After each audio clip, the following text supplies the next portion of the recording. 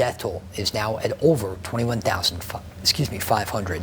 Some big news on booster shots this week. A panel of FDA advisors endorsing boosters of the Johnson & Johnson COVID vaccine this afternoon, just one day after recommended booster doses of Moderna's shots. Our Max Goldwasser is in the newsroom with some of the data considered during that vote, Max.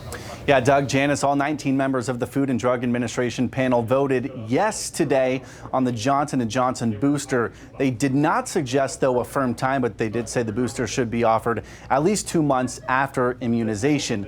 And they're leaving it up now to the FDA and the CDC to decide who is eligible.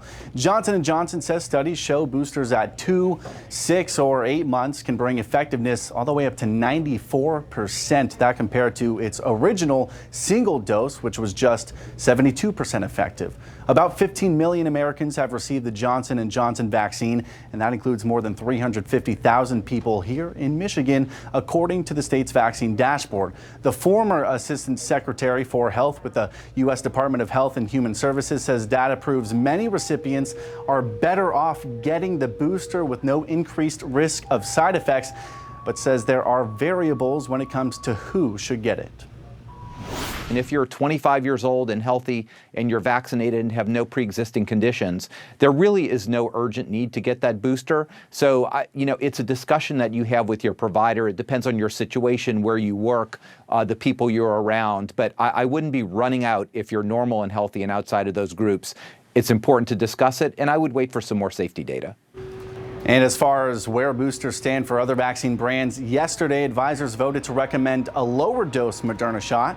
The FDA will consider that next week, and the CDC will meet to discuss eligibility if approved.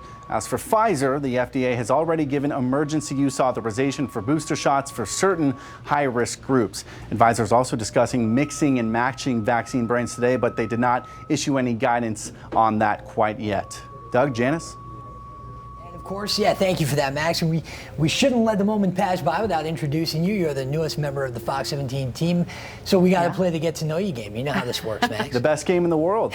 Yeah, so the Goldwasser family has a couple of ties to the state of Michigan, a state we are very new to. I'm just moving here for the first time. My twin, who I am a minute older, and I had to get that on air because I'll never let him forget it. He is now taking online classes for grad school to get his MBA at the University of Michigan. So, sorry to all you Spartan fans out there. I'm going to have my allegiance with the Wolverines for now until someone changes my mind.